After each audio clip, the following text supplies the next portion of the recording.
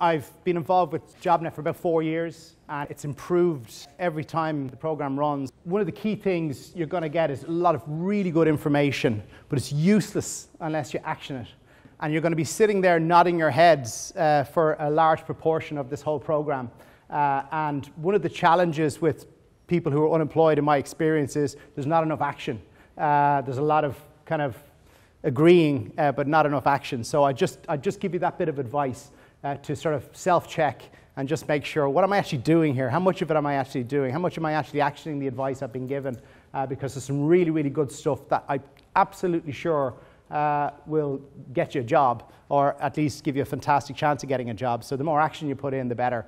So that's certainly a key bit of advice. So look, I'll just kick off. My job here is you'll get a lot of other types of presentations, but my presentation is a bit more no holds barred. I've been in recruitment for guts of 20 years. That's pretty much all I've done in my career. I've done nothing else. I got very fortunate to fall into a career that I'm good at, that I enjoy. I built a career up to 2008 with the world's largest specialist recruiter, flying high, always great. And then 2008 happened. So I got a call from my colleague in Spain. I ran the Irish operations of a US PLC. I got a call from my colleague in Spain the day before it was bank holiday here to say, Ken, they've shut me down. I said, what do you mean they've shut you down? He says, yeah, they've shut me down. These guys were coming to me, the Americans were coming to me the next day for a normal meeting. So it was my first sleepless night ever, hopefully my last sleepless night ever. And it was tough, it's tough being made redundant. I had to bring the whole team in there after being told they were shutting the office down. We were over across the road after 7 years service in the pub at 12 noon, being literally kicked out of the building, not very nicely handled, but that was it. That's the way it was. So I fully understand what it's like to be unemployed. I think I can empathize with it. I think I've got some good ideas behind how you might get yourself organized. So my job today is just to give you how recruiters think, how recruiters work, and it's not all a big motivational talk here. It's just about reality and facing reality. And my key message to today will be about control. So everything is about how you respond. You're going to be out there looking for jobs, and how you respond to no feedback, or not getting that interview, or whatever it might be that you encounter out there is the key in terms of your attitude and how you feel about yourself and how you react to no news or not good news or whatever, because there's bumps in the road when you're looking for a job. So I set up Wallace Myers in 2010. That was a day later after I was made redundant. We employed 35 people in Dublin. We have an office in Prague. So that's my business. And I think I've learned a thing or two about unemployed people over the last 4 years with JobNet. So I think I've got some really good stuff. But the key thing here is I'm here to help.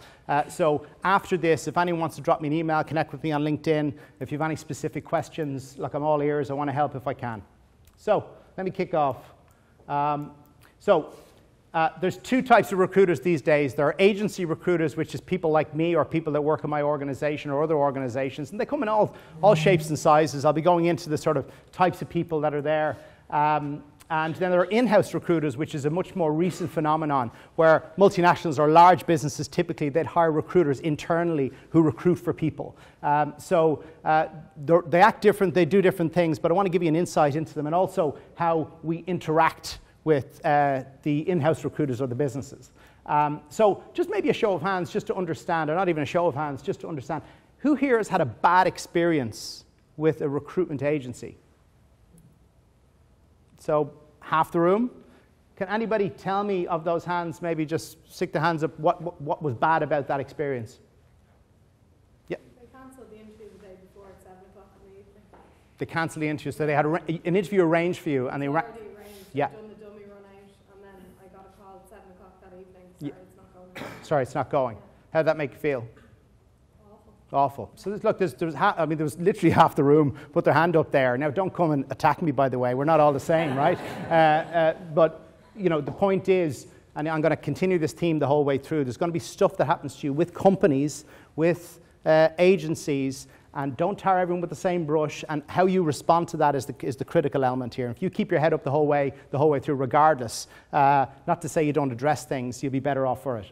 Okay, so let me tell you about agencies and give you an inside look into the agency world and how it works, okay? So I'd probably broadly categorize recruitment agents into 4 categories. The first one is probably the most common person you'll encounter as a rookie. So most people don't last in our industry.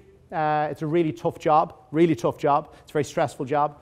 It looks easy on the outside, but it's not. And most people come into the industry, don't last and go out of the industry. That's it. They either get fired or they quit. Simple as that. So if you're looking at the agent you're meeting, you might just look at the tenure. And most of the people you're meeting with might be sort of 0 to 18 months experience. There's a lot of people in our industry like that. Clearly someone with 0 to 18 months experience is not going to be, you're not going to know about a job spec, or there's going to be other issues. But so they're just not good at the job. There's a lot of people that are not good at our job. It's just a fact of life. The plotter is someone who hangs around the business for a while. They make enough placements to keep their job. They're okay. They're not going to place a lot of people. So the chances of them getting you a job are not that great. And the thing about recruitment agencies, we don't actually place that many people as an individual. You might place, depending on what type of business you're in, you might place, I don't know, 30 people a year. So that's a whole year. The average recruiter I'm talking about might place about 30 people a year. So it's not a lot, it's not a huge volume. So most agents can't get you a job, even though you might be good for them. A lot of people in the plotter category would fit into that. You'll meet the rude but effective people, people who are, there's 2 things that motivate recruiters. Money, or helping people and getting people jobs and building something and doing a great job for their clients. Sometimes you can get both, but if you encounter someone who's quite rude on the phone, they might be actually quite good at their job in terms of getting you a job. So don't, they might in the end be able to get you a job. So don't just, how you react to that is important. Then you get the class act as someone who, like any business, I mean, if you go to anywhere, you're going to have a bunch of people in the company that are really good at their job. It's the same in the recruitment industry. These are typically people who actually care, who are also can place you, are interested, will help you, will coach you, will give you feedback, will tell you genuinely what's up. They won't mess around and send you to the wrong interview. They won't cancel your interview last minute without warning. They exist. Those people exist, and they're out there.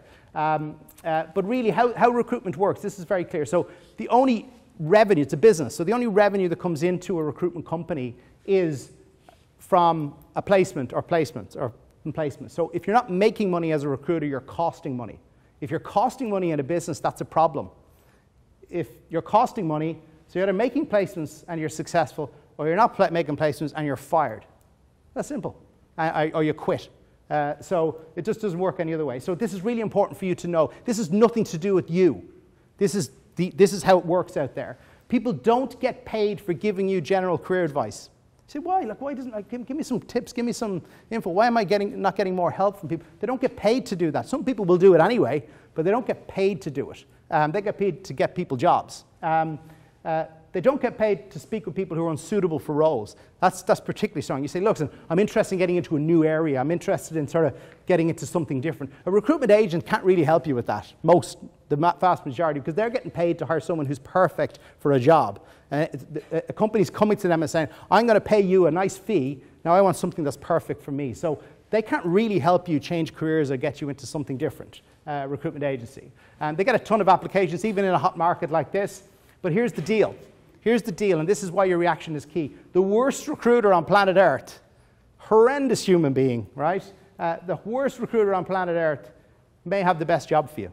They just might, pure chance, have a really good job for you. So how you react to this, you need to just play the game a bit, even though you mightn't be impressed, you might be getting good feedback, they might know what they're talking about in your view, but they may have the end client might be something that's right for you. So just consider that. Okay, so I like this one. That's a black hole. So a place where, and I put in CVs, apparently disappear without trace, right? So I'm sure a ton of people in this room have sent stuff out there and they haven't heard anything back and say, what's gone wrong? Why, I'm perfect for that job. I can't understand why I'm not getting feedback. I mean, everything on the job spec is perfect for me. I just really don't understand. I mean, what's going on? I sent it out. I'm not getting any feedback. That's frustrating because if I was in their job, I'd be giving them feedback. I don't understand why people aren't professional out there. So look, you have to just view it as a natural phenomenon, just like a black hole. It's just the way nature works. You send stuff out there, it doesn't come back. You know, that's how this world works. If someone comes back, that's a positive, that's a bonus, that's a good thing. But don't expect and get frustrated on the back of your expectations that, nature works differently. It doesn't. So just accept it. And it's kind of a weird thing if you're a professional person on the outside. And also, when you have too much time to think, that's a problem. You start thinking, why? And then it goes from external to internal. You go from that to what's wrong with me. There's nothing wrong with you. That's just a natural phenomenon. So CVs will go out, they won't come back, you won't hear anything. It's natural, it's normal. Okay, next thing, in-house recruiters. So this is about, I think, roughly speaking, about 10 years old, this career. So companies now hire, particularly larger companies, or mostly larger companies, will hire in-house people to do their job. So in their infinite wisdom, companies will say, right, recruitment, let's hire somebody to do that for us. Critically important function, hiring talent for a business, and they decide to hire what I call the junior whipping boy or girl, poor unfortunate graduate or someone with a year's experience in anything, and they outsource the recruitment to that person. And they come in with a pile of stuff and they leave it on the desk and they say, you do that. And that poor unfortunate individual who's probably working hard and doing their best really can't cope with that and can't do that job. And here you are on the other end of a computer sending your CV into that system. It just sometimes doesn't work because they've set it up in such a way that they've outsourced that recruitment process, which is wrong and silly, but loads of them do it. Guess what happens to all those failed recruiters? Guess what happens to them? A lot of them go in-house because a company will say, oh, great, you've got 2 years experience in recruitment. Wow, or 18 months experience. I think I'll hire you. You sound good. You know, you can talk. You've got that experience. Let's hire you. Instead of saying, how many people did you place? What was your targets? They don't ask those questions. And they hire people who are not good at the job to do their recruitment for them. And guess what happens? They're still not good at the job. And they're not effective. And you're at the other end of a computer sending your CV into those people. There's a crazy busy HR person. The other kind of, let's save our money here. The poor unfortunate qualified HR person who's got a lot on their desk doing everything in the world now gets landed as part of their job to do recruitment as well as everything else. And they've got a ton of vacancies to fill and they've got a whole job to do and it's a thankless job in many cases for those people and they just are overwhelmed and they can't focus and do a proper job. But companies do that. They kind of give it to HR and assume HR will sort it out. Another mistake companies make. And then there's a true business partner in an organization that values attracting people. Again, this is the top percentile, like any company you're going to get. And they set it up where somebody who actually is good at the job, a line manager will come up, here's something that happened in the organization. Here's a spec, go off and find me people. It's a disaster to try and attract people. And you're the unfortunate who tries to work into that system and sends a CV off. The true business partner will say, sorry, no.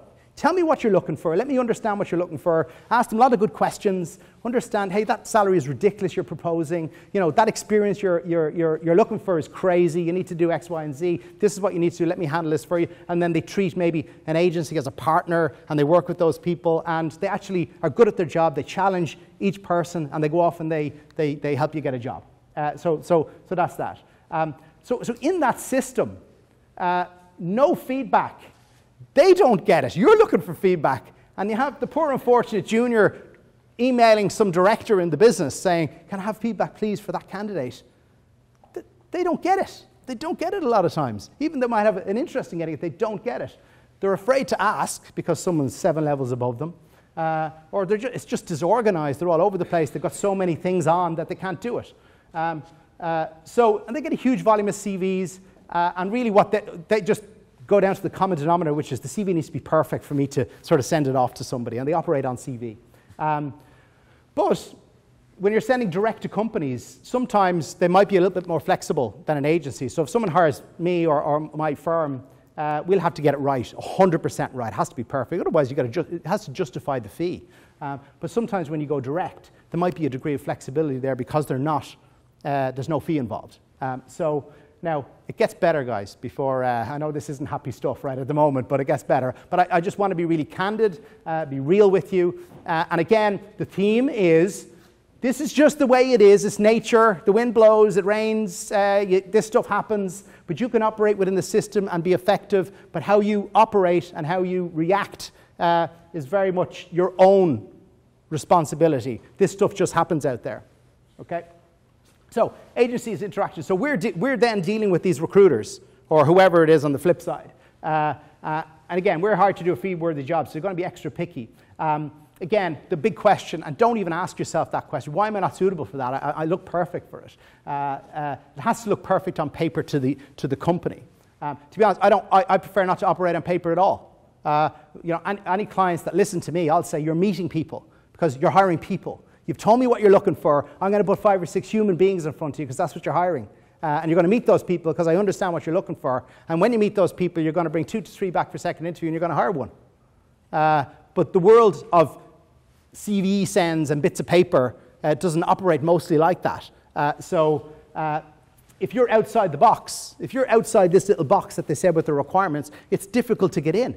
And there'll be people in this room who are not inside that box and can't be inside that box. Good news is there's loads of other ways to do this. There's loads of other ways to get jobs out there. But this is the way this system works with agencies and with in-house recruiters. Stuff happens inside a business that is not your fault and has nothing to do with you. Stuff gets put on hold. Stuff gets filled internally. So they're going through a process and they're hiring internally while they're doing it. They only want to see 2 candidates, even though they're asking us as an agency. We say, no, I only want to see 2 people. Say, you're mad. You need to meet a variety of people. No, I want to see 2 people only. So even though you might be qualified, we've got to select 2 people out of that. Maybe we prefer to give them more variety. Long delays, people go on holidays, and then the next guy goes on holidays, and it takes 3 months to come back. That happens. And then staff changes. People leave the business, and then they decide to do all sorts of things with the job. But the job spec also is the tip of the iceberg. So anytime I go down for a brief with the client, so to save your frustration, why am I not suitable? You're not suitable for stuff that you don't know. So when I go down and I ask a bunch of questions, and I refer those 2 pages of questions that I've asked to the job spec, it generally doesn't compare. Because what they're looking for is we're a crazy busy environment here. I need someone who has loads of experience working on their own, who can work with a really difficult boss and can prove that. Also, a lot of soft stuff. You'll find that when I always ask them the question, what are the 3 most important things you need? Now, if you can find that out, by the way, there's a tip for you. If you can find that out from any employer, what are the 3 most important things you need? That's always what they want. And almost all the time, 2 of the 3 are not on the job spec. They're soft stuff. So if you can actually find through an employer directly, what are the 3 most important things you need, you can actually prepare for that and focus on that. No feedback is the norm, so just don't worry about it. Don't worry about it. Just operate and get on with it. But really importantly here, that wasn't, again, it's not the happiest subject matter when you're starting off in your job search. It's day 1, I'm really excited, and then here's this guy telling us, how am I going to get a job here, right? The good news is there's loads of ways to get a job, loads of different approaches you can take. Approaching organizations directly, contacting SMEs. Maybe, I think, Kathy, is it Kathy? Yeah, Kathy said, look, someone was ageist, so that's true. People are ageist. People are, sometimes sexist. Sometimes people are, won't hire someone from a different country because they had a bad experience hiring somebody else from a different country and they hire someone with the same bridge. But you don't, who hires, so maybe instead of sending a CV into, I don't want to name them, but social media companies, and the average age is 24, and you're 52 years of age, and there's nobody 52 years of age in the whole business, and they're getting frustrated because you're not getting feedback. Who hires me? Who hires people like me? There are people out there, and it's a very small percentage of the employers are advertising on job boards and using agencies.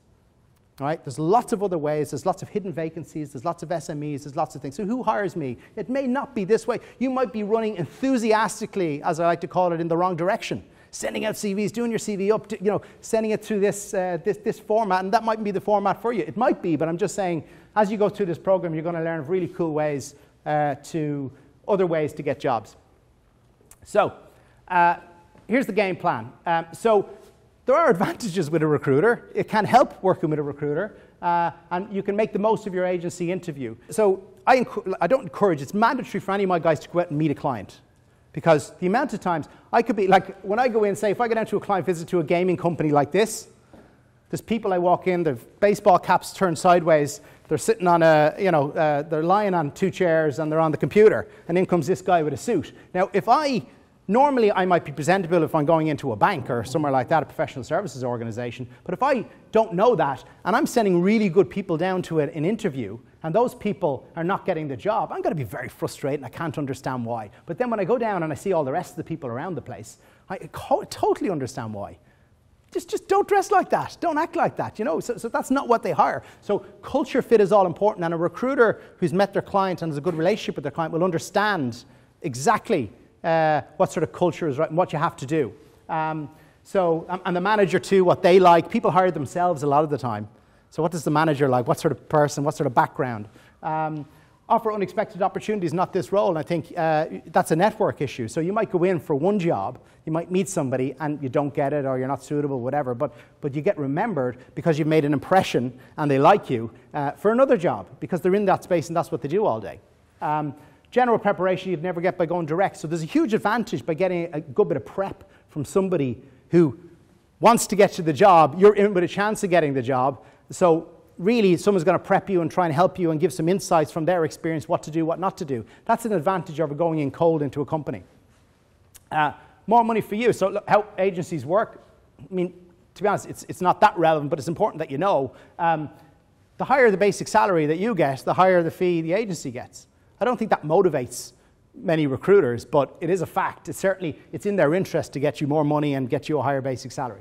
A long-term relationship for years to come. So there's several people I've placed 3 or 4 times in their career. So one placement can lead to another, or one meeting can lead to another a placement in maybe 2 years' time, or someone rings you out of the blue and they give you a great opportunity. So good recruiters will do everything they can to get you the job. If you're going for an interview from me, one of my guys, I'm going to do everything I can to help you get the job. I've got everything I can give you. Every prep, every nuance, every bit of background, you're getting it. Because my reputation's on the line, you're going out and you're representing me. And specific advice on what you need to do to secure the role. So again, those tips, those hints will help you. So your agency meeting. So, you know, there can be a tendency to sort of maybe treat it as, well, I'm just meeting an agency because I met 4 of them today and I'm going to go down and meet another one. I'm looking forward to my real interview with a company. You should treat, in general, meeting anybody like it's an interview in terms of how you come across. So very basic stuff.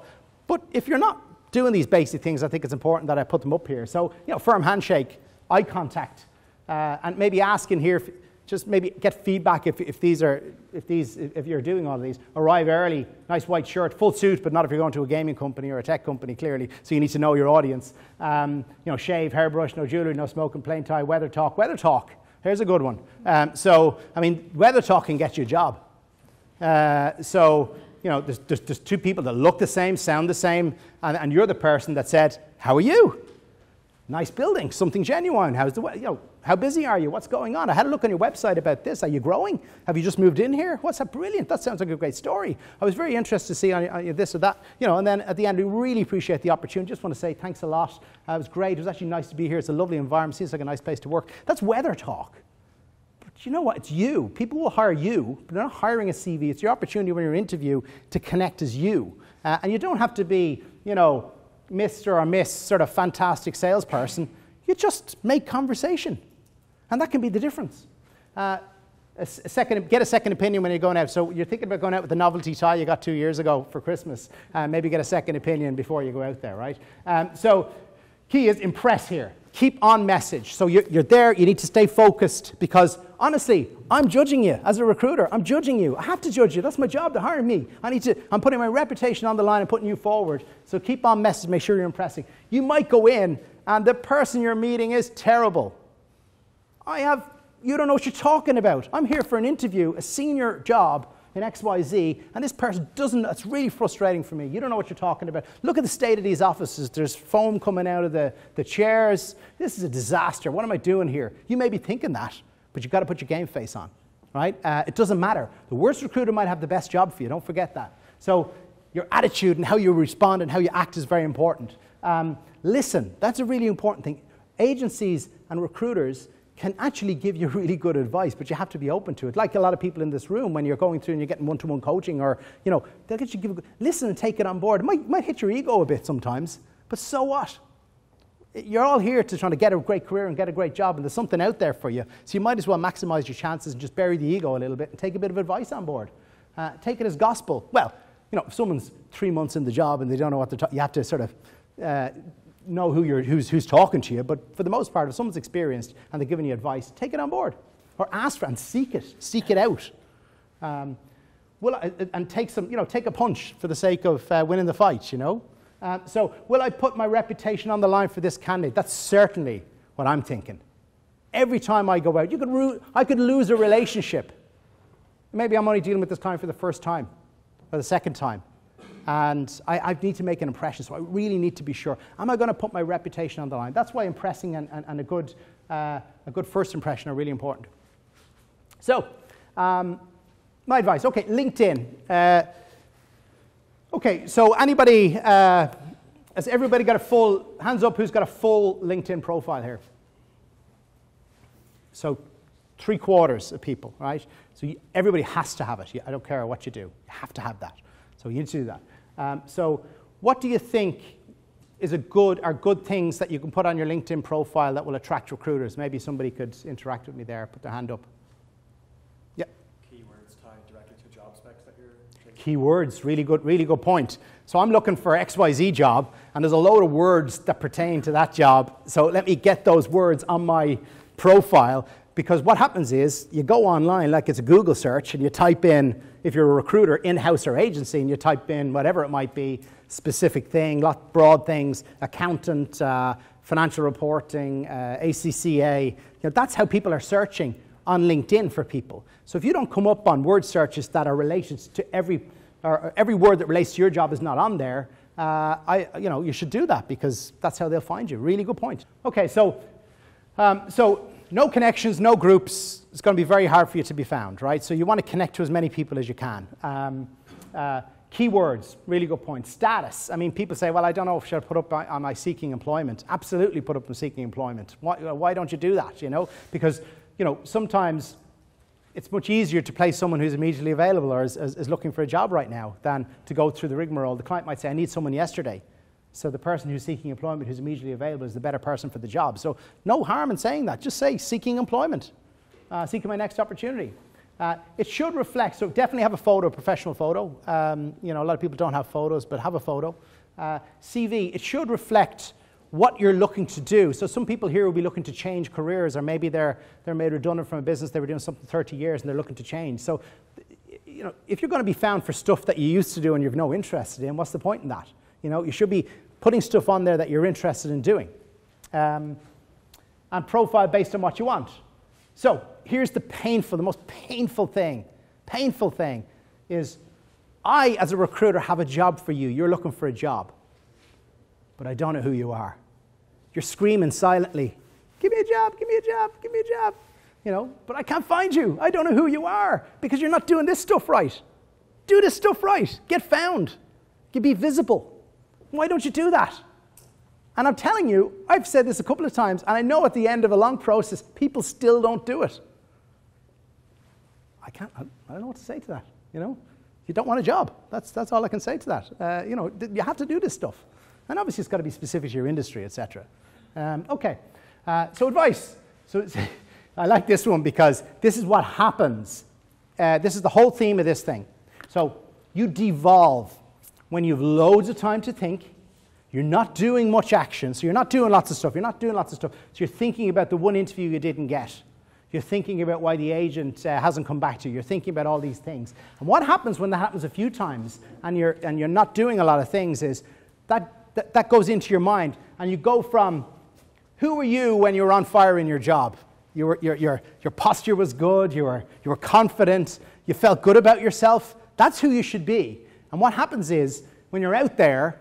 And I was out there. Everyone's out there. You're all specifically out there for some reason, but there are jobs out there. But don't turn into this guy when you turn up for an interview, because you have to be mindful of that. It chips away at you. That's why it's a whole process that can happen to you over time. But you have to kind of slap yourself in the face and say, that's not happening to me, because I understand all this stuff that's out there is just nature, and all I can control is what I do on a day-to-day basis. And that's really important because it affects your mindset.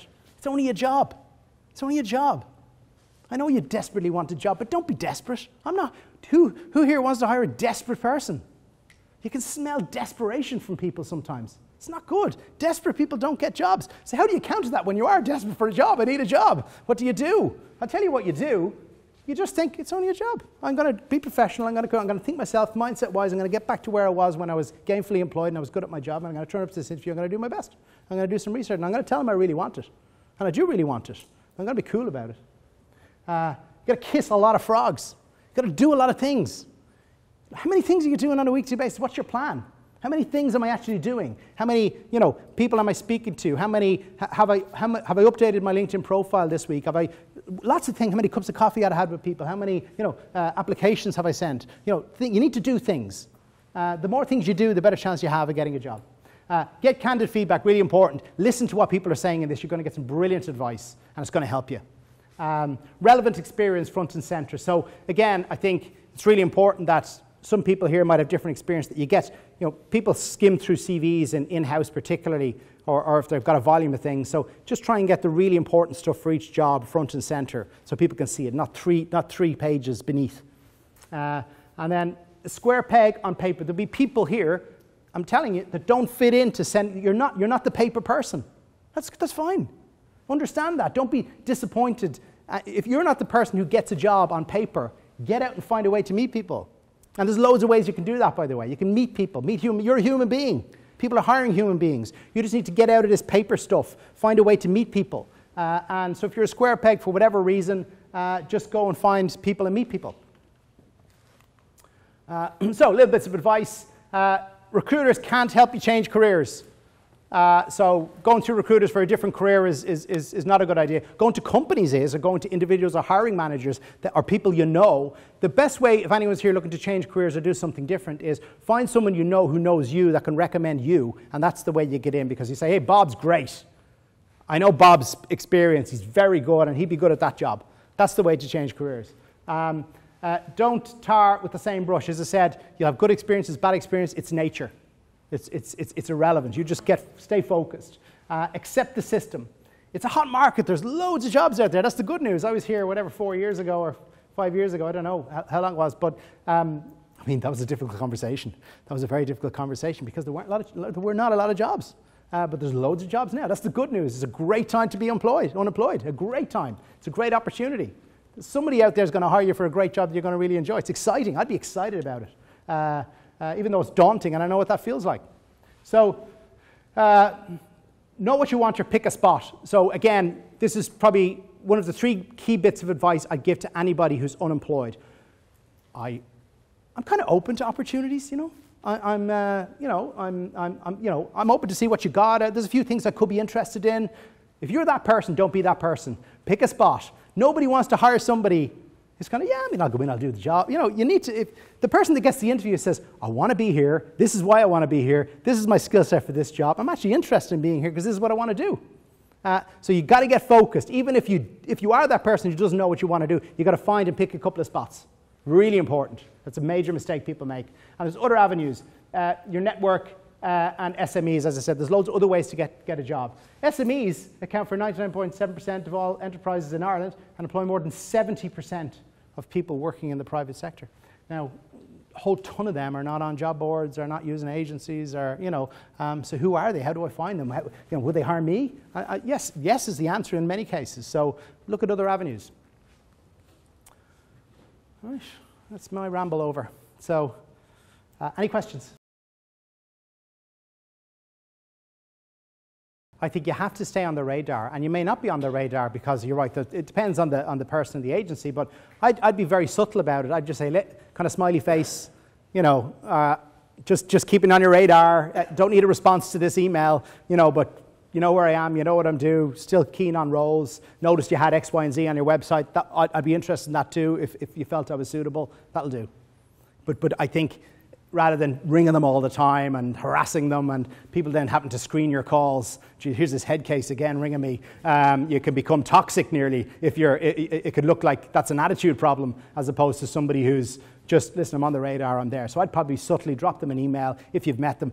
And sometimes it's difficult to meet people as well. It's a bit of a challenge to try and doorstep them. But if you can meet them, it's so much better. particularly if you're confident in your own abilities in an interview. If you know, like I'm good at an interview. Not everyone's good at an interview, but if you're good at an interview, try and meet people in person because they'll give you that internal recommendation then. So she's great. She's great, you know. But certainly a cyclical email, a very nice email that doesn't require a response is a really good thing to do. So there's 0 barriers to entry in our industry.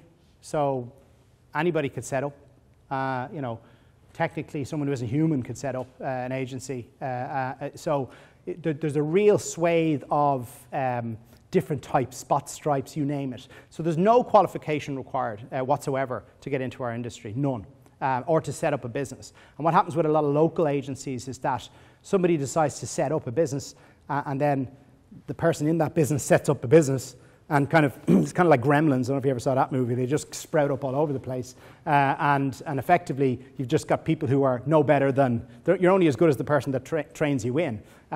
So it's really mixed. Some people will be very qualified, very well trained. Like in our place, we're very rigid on certain things in terms of how you train someone, how you qualify someone. So some people will be very, very well trained, others won't. So it's a real variety, which is why you get, as I said, different types of recruiters out there. If they're a HR person, they'll typically be qualified, they'll be trained, they'll have gone and done a HR degree or a master's. So they'll be a HR trained person. But if a recruiter goes in-house, they don't need training. There's no, I mean, there are certificates out there, but you know, they're not necessarily trained. It's experience, yeah.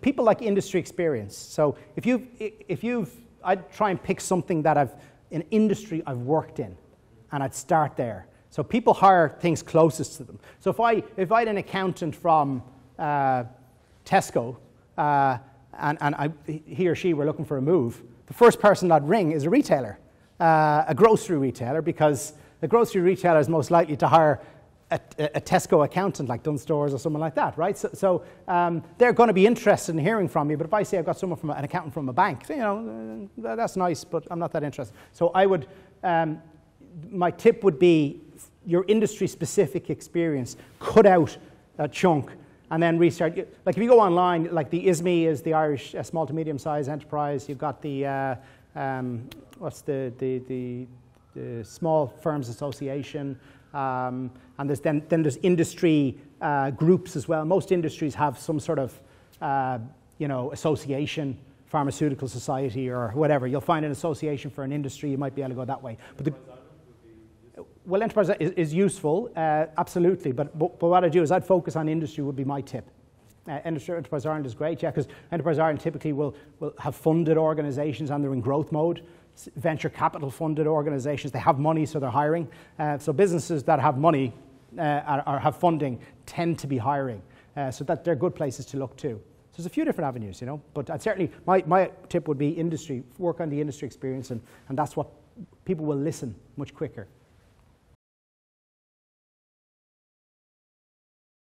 So recruiters operate on the basis of what their clients want. And no client has said to me, well, it's not true, actually, but most clients have not said to me, I don't want someone who's over 50, right? They don't say that. But then you send someone who's over 50 into a job and they're perfect in every other way and they don't get the job. So the recruiter is only they just want to work with their clients and they'll work with their client. They're an agent on behalf of, so they're just trying to get the person in. So a lot of that stuff is not visible. I'd look at the organization you're applying to, but people are definitely ageist out there, and some of the most high-profile, diversity organizations are the worst. They're just not hiring. So, but again, that's nature. You just don't. That's not where you fish. You fish elsewhere because there are good organizations that will hire people and use experience, SMEs in particular, because you've got a variety of skills typically that you're not just in a cubicle doing one tiny job, which happens in multinationals. So it's not the agent. It's typically the company. And the way you find that out is go on LinkedIn, look at the people on there and suss them out. It doesn't mean it precludes you, but it just gives you an idea. And people, the culture of the people and typically the age profile will tell you a lot. Just like going down to the gaming company in a suit, you know, people tend to like to keep what they have. It doesn't mean it's a no, but it just gives you an idea, and maybe that's why I'm not hearing back. And there are things you can do, by the way, to counter that in terms of your application process, to get in front of somebody and have that argument with them. Because it is an argument, because if you're in an interview, I would handle that straight up with them. So it's not an issue. Say, listen, you know, you may think, you know, I see on your website most people are, you know, 20 years younger than me by the look of it, but look, here's what I can bring. You know, I see diversity is on your website as well. That's great to hear. You know, here's my experience. I think I could add a lot of value. I think you should take a chance on me. So you assume it's an issue when you're in an interview and tackle it therein face to face. So thank you very much for your time. I want to wish you all every success in your job search. A whole ton of you are going to get jobs even before this ends. Stay positive. Don't be affected by the noise and the nature and all of that stuff. Just get on it, get busy, action, focus, and stay positive. Okay, thank you very much. Bye.